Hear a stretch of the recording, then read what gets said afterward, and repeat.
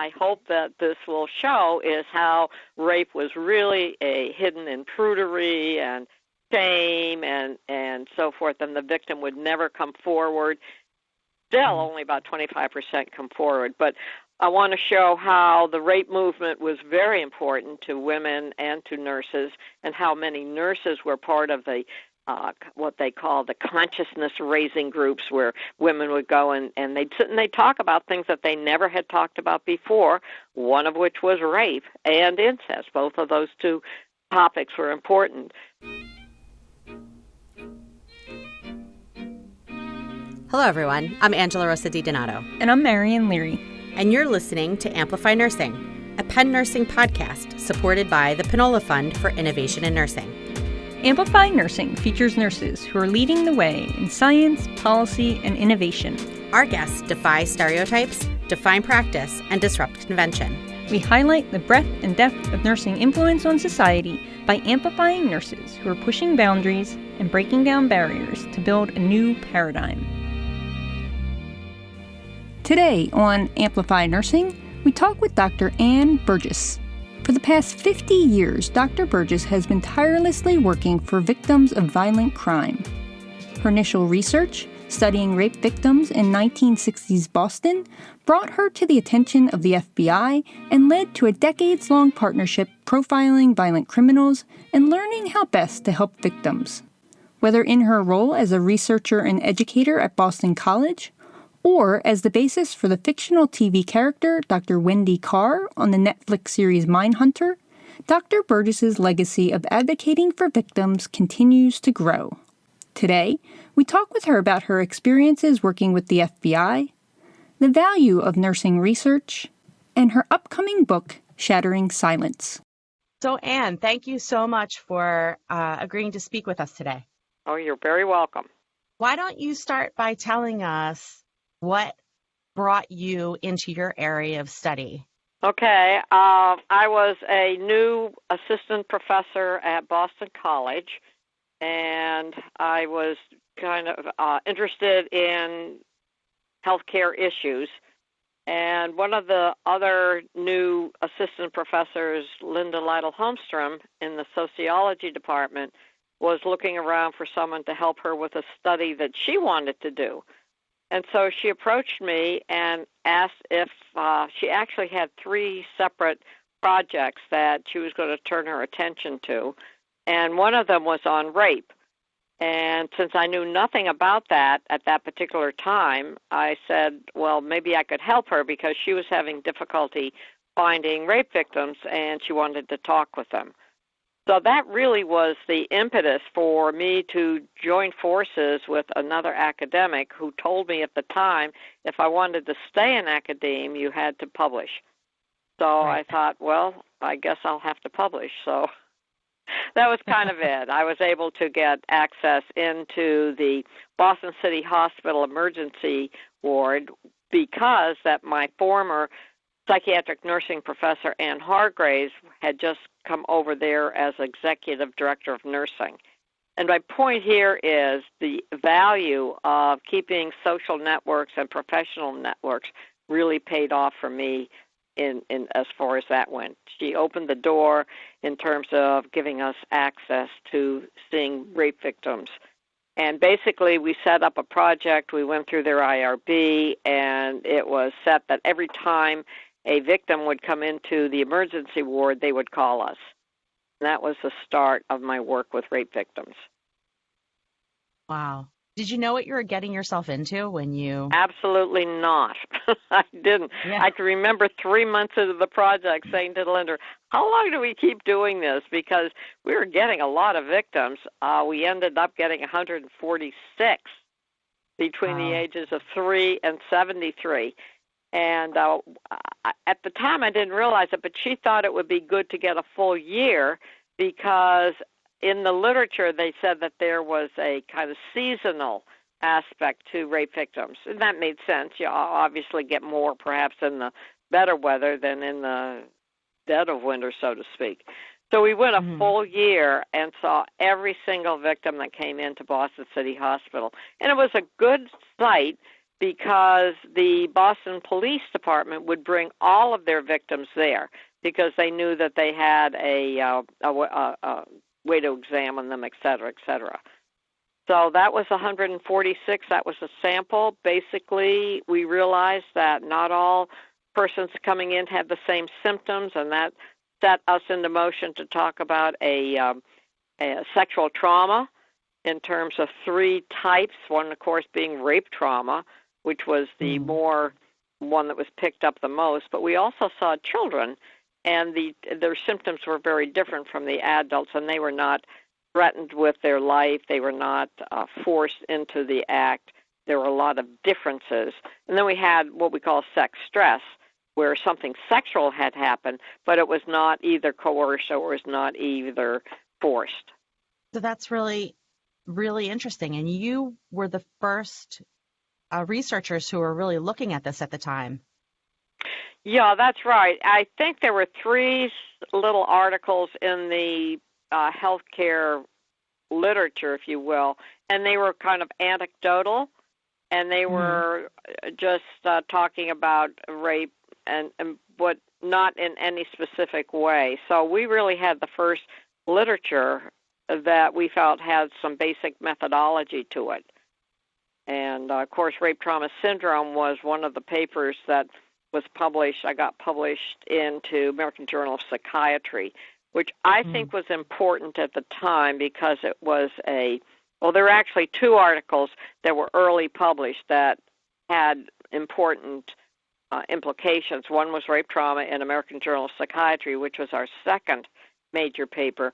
But the first one we put into American Journal of Nursing, and that was responsible for calling to attention the FBI Behavioral Science Unit. So I always felt that both articles were critical to my staying in that particular research field and to getting some widespread attention to the problem. Yeah. So your article was picked up by the FBI, and what happened after that? Well, that was interesting because it was picked up by a nurse police officer who was sitting in on a road project that Roy Hazelwood and had been out in Los Angeles doing a hostage negotiation lecture, and he happened to mention that he was going to have to teach investigation of rape, and he didn't know much about it, and happened to mention to this group that was sitting there, anybody know anything about rape? And Rita Connect, who was a police officer, juvenile division, was also a registered nurse and had been working that weekend in the emergency room and saw our article on the rape victim in the emergency ward. That was the very first article that Linda and I published. So she called that into Roy Hazelwood out of FBI Academy and said, why don't you look her up? She's on the East Coast. And he did, and he invited me down, and I started lecturing to the FBI agents on rape investigation, rape victimology. That was a professional contact, which I never knew Rita until I kept watching for her, and one time at one of the Academy meetings had the chance to meet her and to thank her. I don't think it ever would have happened without her mentioning our article. It is really amazing the way people we don't even know can have such a profound influence on where we go in life. Right, but it's also the power of publication. That's the other thing. American Journal of Nursing was sent out to, I guess, everybody at that time, and so I owe a debt to them. And, of course, American Journal of Psychiatry picked up the rape trauma. So not only social network, but publication. That's why I always pushed for nurses to publish. And, of course, Penn does that also. And then I went to Penn and was able to publish more articles, of course, in other fields, other of my research fields. So you started lecturing for the FBI on rape trauma and investigation. How did things progress from there? Well, they, at the same time, were developing their profiling. This was the start of the criminal profiling. But also they had gotten approval for doing this, the going into prisons and interviewing criminals. Bob Ressler was really responsible for this. He had said when he had the assignment of teaching criminal psychology, he said, I've only interrogated offenders. I've never interviewed them for research purposes, so to speak. So he wanted to get permission and did receive permission to do the serial killer study. But at the time, William Webster was the head of the FBI and told Bob at a luncheon meeting where they were kind of showcasing this new study, and he said, remember, no shoebox research. This has to be top drawer. And that's why they called, I was down at the academy at the time teaching for Roy and had the chance to talk more with Ressler, and John Douglas had just joined the unit. And that's where I said your methodology is absolutely critical. To get the findings into good journals, you have to have strong methodology. And so I was brought in for that purpose of setting up the methodology. And we had a very small grant from the Department of Justice. It was only $60,000. Can you believe that this study was done on $60,000? Yeah, and it was to pay my little research team up here at Boston City Hospital. And so we came up with a 57-page survey that the agents had to fill out, but they had access to all the records, plus they, of course, interviewed the serial killers. And so we entered the data, ran the data, and then we published the book on sexual homicide, plus a whole lot of articles that went into the law enforcement bulletin. They had their own journal.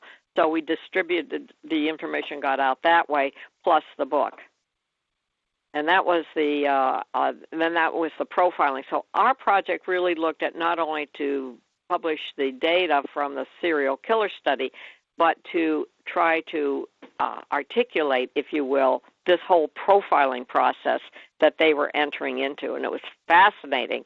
They would spread out all of these crime scene photos on a big table, and the agents would sit around and they'd start talking about, well, what was the age of this offender, where did he live, what might his work be, and that type of profile helped take it back to the police departments, and then they could narrow down their suspects.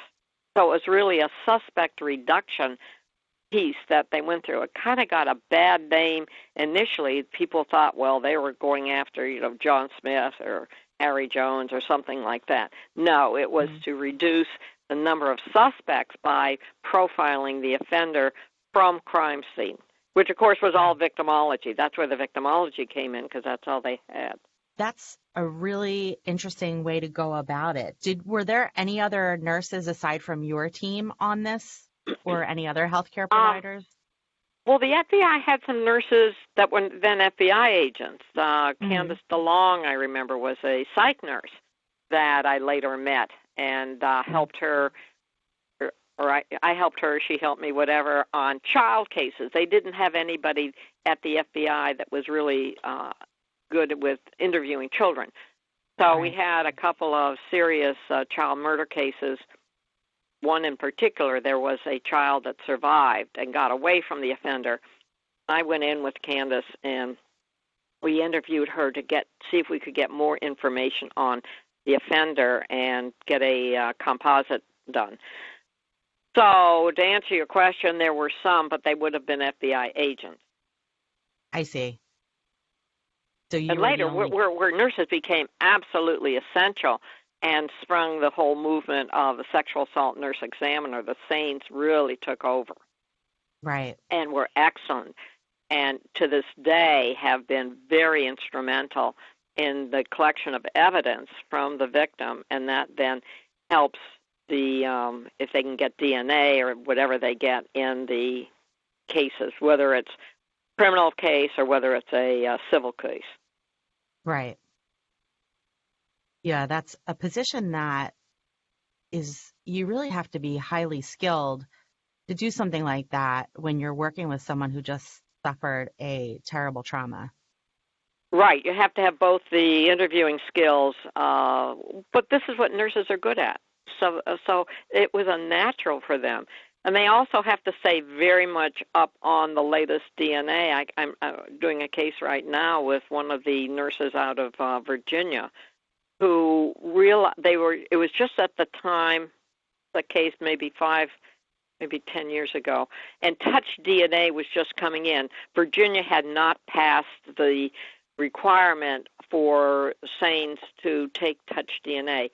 But this one case came in, the nurse realized that the offender had used a condom, so there was not going to be DNA, but did take touch DNA prints, and that helped immensely in getting the offender. So when you say touch DNA, you're literally talking about fingerprints on a person? Correct. Wow. I didn't realize that was a possibility.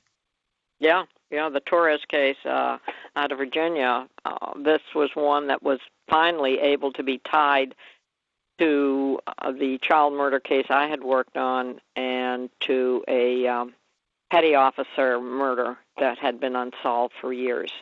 So, what other innovations have you seen come down the line? I mean, your career has been so extraordinary. I can imagine that you've seen a lot of things come about.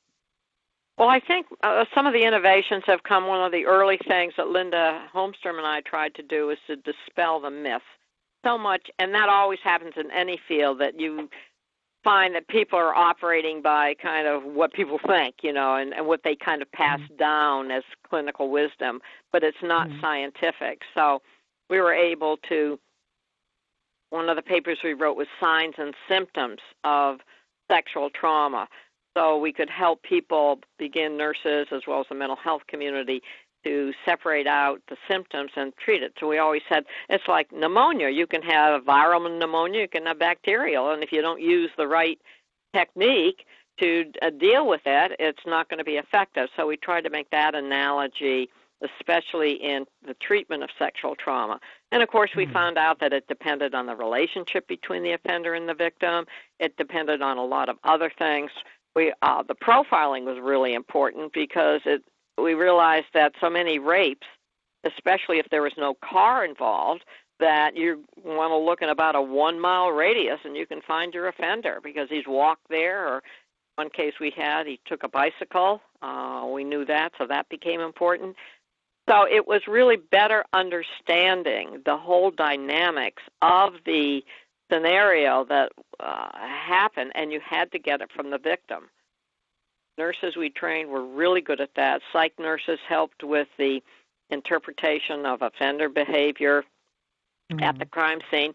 One of the areas I'm in now is on dismemberment, and everybody says, "Ooh, what a ghastly topic," and it is.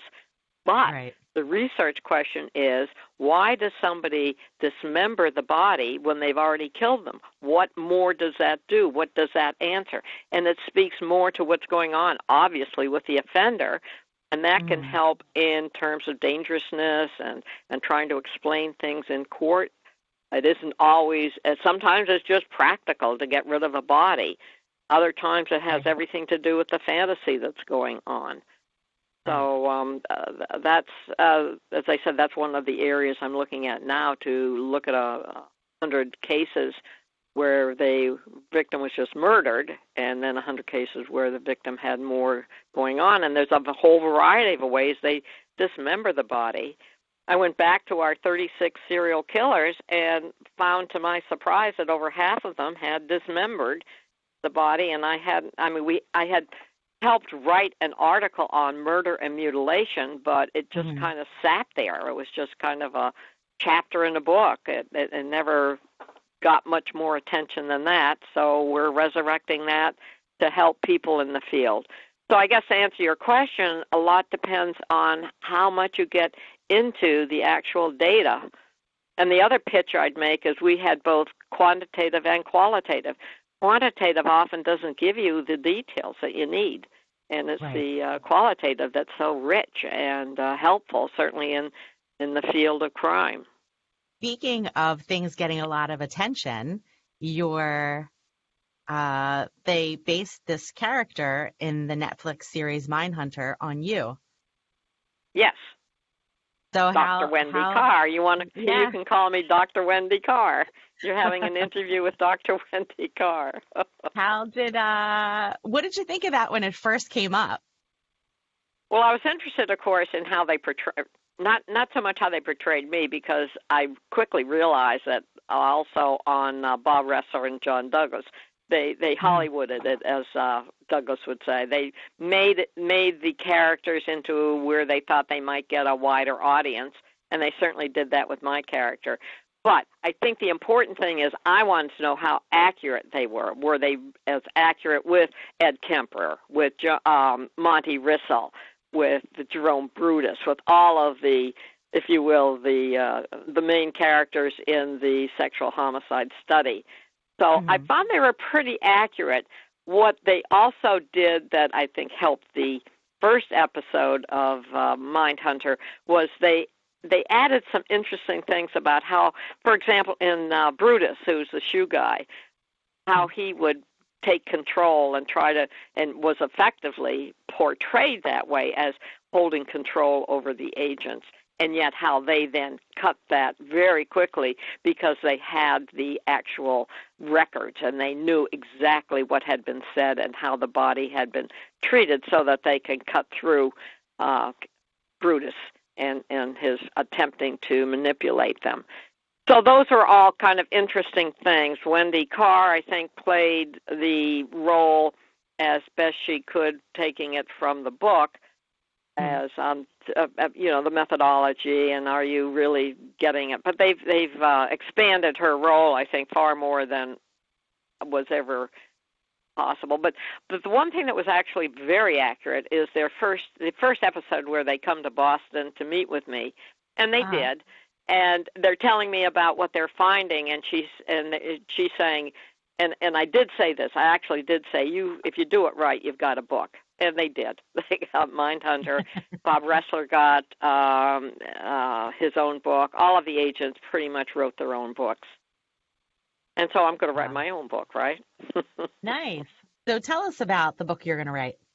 Yeah, the book. The working title is Shattering Silence. Okay. What I hope that this will show is how rape was really a hidden in prudery and shame and so forth, and the victim would never come forward. Still, only about 25% come forward. But I want to show how the rape movement was very important to women and to nurses, and how many nurses were part of the what they call the consciousness-raising groups, where women would go and they'd sit and they'd talk about things that they never had talked about before, one of which was rape and incest. Both of those two topics were important. And then I want to show how the offender, that it was not only looking at the victim but moving to the offender, and how the advances over time, over the decades, have made a difference. And one of the cases one of the early cases back when I was back in high school, I guess, was the Kitty Genovese case. And I always was fascinated with that. And that was one where bystander attention was played up, that people had heard Kitty, who was being raped and murdered, and nobody came to her defense. That was in Queens, New York. And how when they finally, and I really looked into the case, he was a serial rape murderer. He had stalked her. He had done many of the things that we now write about.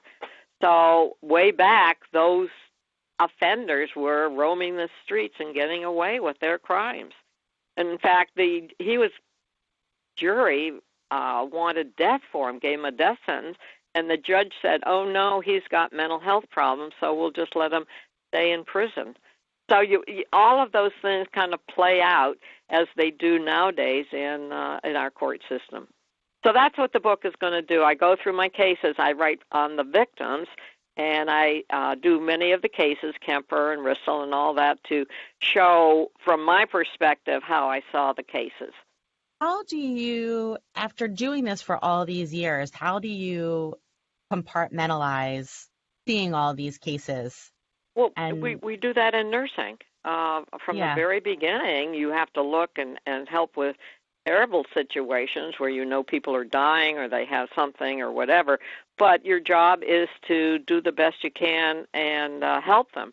In the case of crime victims, of course, if there is there are a lot of crime victims that survive, and so I felt that helping to help other professionals deal with them was important. So I guess it gets down to trying to move the whole agenda forward. How do we help not only patients, but in my case, we help victims. We call them victims or survivors. And that you're always finding new things and adding to to the dimension, and that's a role for academe. I've always been an academe, so not only a nurse but an academe, and that just and teaching to students, have them carry on. So that, I guess, is just something that I think is in most academics, and my area just happens to be crime victims. I think to answer your question, I think the child murder victims are probably the toughest to have to deal with. And cases affect you. There's no way around it. Cases affect you. Yeah. So you do have to compartmentalize. So what would you do to encourage other nurses who are interested in this kind of nursing? I would encourage them to really get into a case, see if all of the questions have been answered, to see what you can learn from the case that you can then put into your own practice. And the word has to spread. The word has to spread. I think that the other thing I thought you were going to say is the Me Too movement, that we're really in a very different era, aren't we? Where cases that have been happened a long time ago are now getting attention. It's kind of like the sexual homicide study. Whoever thought that, thank heavens I kept all my notes and everything so I can go back, but whoever thought that something I did decades ago would then all of a sudden be on the front burner, and victims are doing this also. They're coming forward, and we're going to be watching pretty important cases. Do you think we will, that Me Too, I mean, obviously it's encouraging people to come forward and look at things that have happened a long time ago, but has the types and kind of cases that you see changed since that happened? Have they changed? I don't see the cases basically changing. What I see changing is the way people are now feeling able to bring forward a case. And I need to say, don't forget, not all cases are perceived in the same way. That the Me Too, the one that's coming up very shortly, will be fascinating to watch, because the defense lawyer claims absolutely that this happened, but she said that the context is going to be important on the Harvey Weinstein case. So that will be important to see how a jury sees it, whether they will see it the same way. But that's what court is all about. That's what a legal, you've got to have somebody on one side and somebody on the other. And so how convincing can each side be for the final verdict? And we'll see how far that this has come.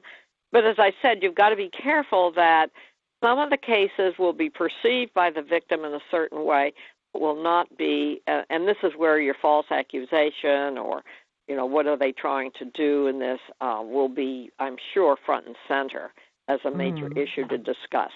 So let me ask you this. Do you also think that there's a different cultural connotation to things that happened prior to Me Too being so vocal? And I mean, Harvey Weinstein is a great example. I mean, does he even think he did anything wrong? Like, it seems to me that, people in power leveraging whatever they want to get something from someone who doesn't have the power is kind of like how it's been since the dawn of time. So, but it's only now that women are kind of speaking up and saying, this has never been an okay thing to do. Right. In fact, we could look at a case right out of your own backyard of Philadelphia with the Bill Cosby case. Right. And what you have in both of those cases, don't forget, is a pattern. And a Mhm. pattern can be quite convincing. If you can get, but the use of pattern is very difficult in the legal sense because you're to protect the defendant. He has the right not to bring up any past crimes necessarily. So I've done a number of pattern testimony where the judge has listened in chamber or out of the view of the jury as to whether there's enough evidence for pattern. And I think that's what they will, I think, do. I don't have any other information on the Harvey Weinstein case, but certainly they had that in the Bill Cosby case, where the first time around they didn't use pattern, second time around they did. And people think very differently if you see pattern, right? Well, Right. in nursing we see pattern, right? When people in healthcare and so forth. So when you see the same thing over and over, you have to begin to say, how can you intervene if you're talking about a nursing situation? But in the legal situation, if you can show pattern, that is going to affect the jury, right? And I had seen the lead victim in the Cosby case, so I followed that very carefully to see whether how was it going to come out, and I think you see that. And interestingly enough, what the victim in that case is doing is coming up with a nonprofit foundation to try to help other women that are faced with legal issues. She's taking it from the legal standpoint. It'll be interesting to see how that plays out. That's fantastic to take something that happened to you and try and make it better for other people. Yeah, and victims are starting to do that. I just did a case where the victim was 95 years old. A man had broken into the nursing home through her sliding door that didn't have a good security, and had raped her. She screamed out, and a nurse came and so witnessed the man going back out the window or out the door. She goes, what does she do? But she goes into the dining room shortly after that after they took her to the hospital and so forth. She tells everybody that she was raped. You wouldn't have seen that 30 years ago. And when they said, why are you doing this? Because the nursing home was shocked, right? And she said, I don't want this to happen to anybody else. Right. How about that? Yeah. As I said, you wouldn't see that now. Back then, they would be, I can't tell anybody. I'm so ashamed. This was horrible. Not that she didn't feel all those things. Right. But she didn't want it to happen to somebody else. Yes. And I think that also speaks a little bit to the cultural shift. I feel like so many years ago, people would not have been willing to hear it. There would have been a million reasons why. I mean, it's kind of hard to defend a 95-year-old lady in a nursing home in the middle of the night. But in general, there's always an excuse and a reason why something happened to the victim. Well, you know what the offender said? He was heard saying, you better lock your door next time as he leaves. And they never got this guy. I can't believe they didn't get him, and they didn't profile him, that's for sure. But but that would be said. I had that in one of the victims of in the first study we did.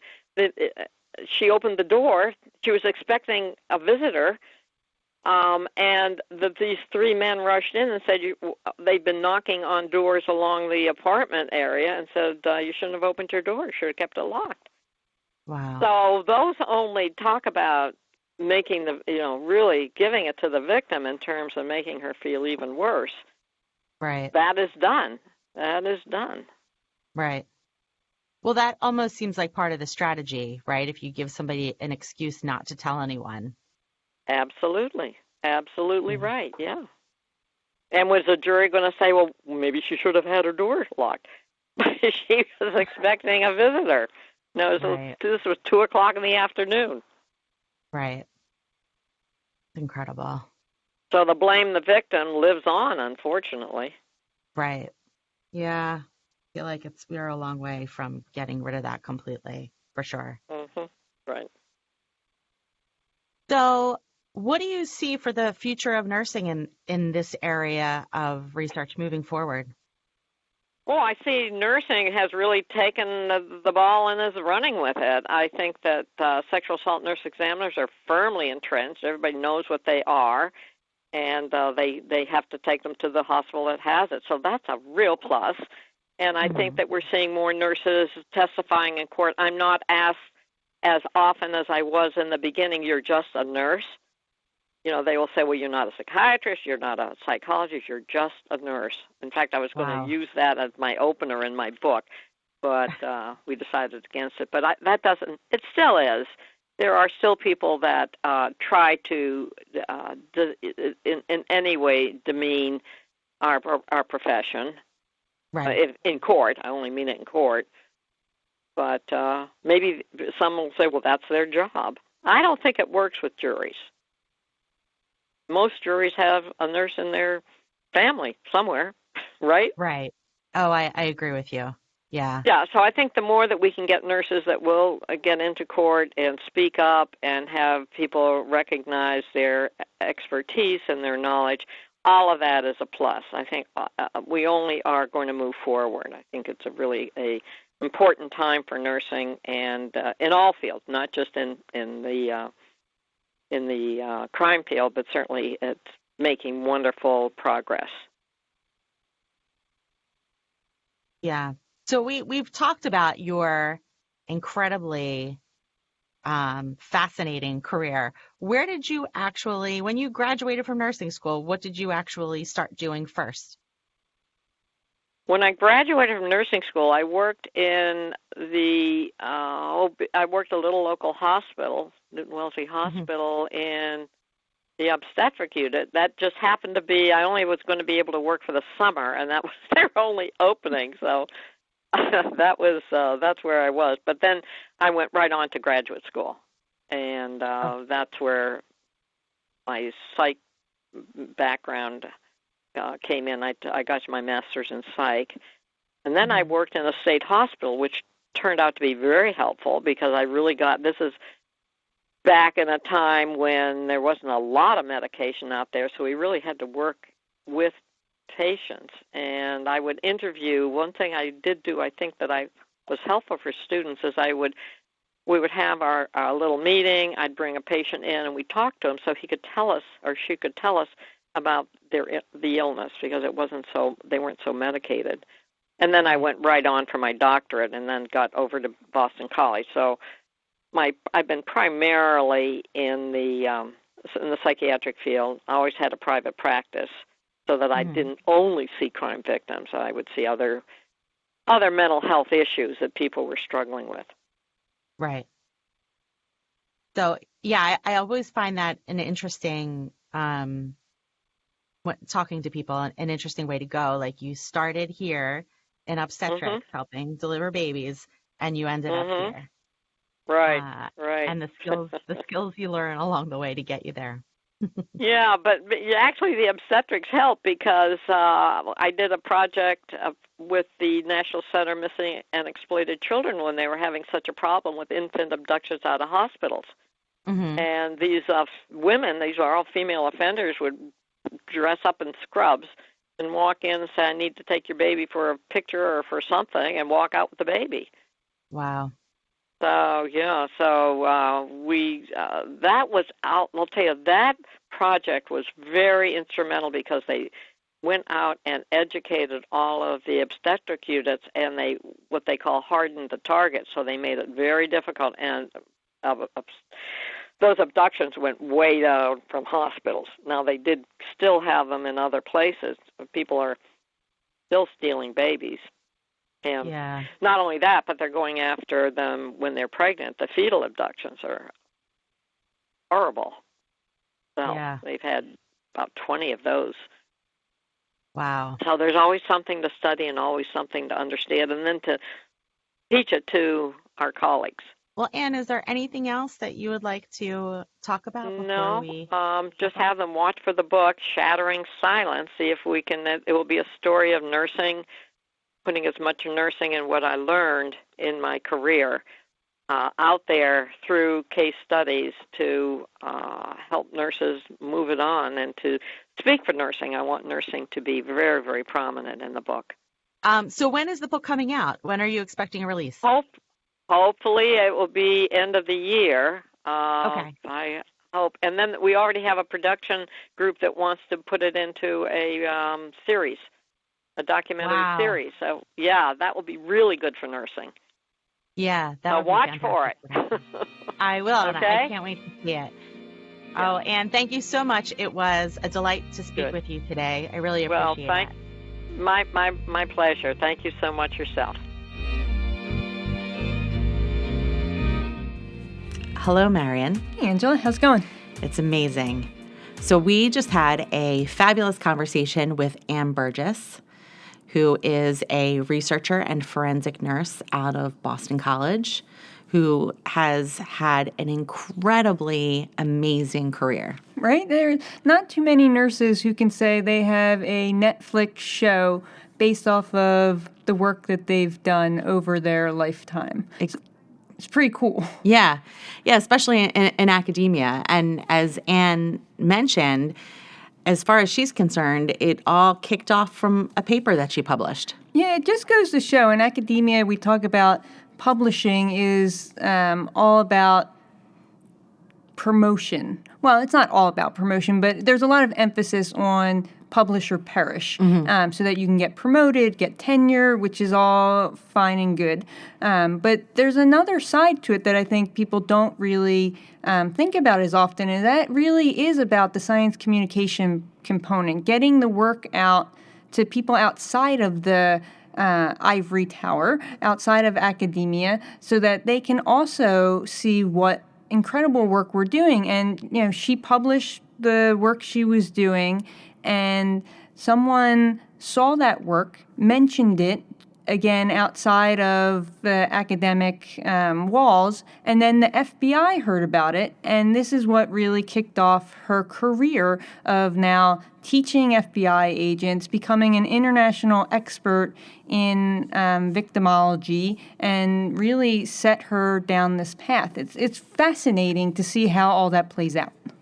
Yeah, it really was fascinating. She had some really interesting ideas on Me Too, on how the culture has changed surrounding victims, and what nurses can do moving forward.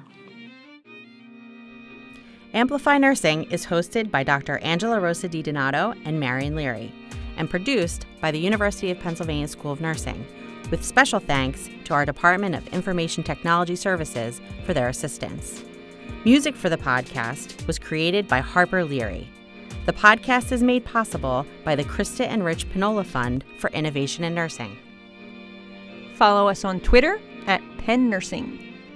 Until next time, keep pushing over, under, around, and through. We want to thank you for listening to the Amplify Nursing podcast and remind you to subscribe to the podcast on iTunes, Google Play, Spotify, or wherever you enjoy your podcast listening. And if you can, please do us a solid and rate and review us as well. It will go a long way in amplifying our episodes.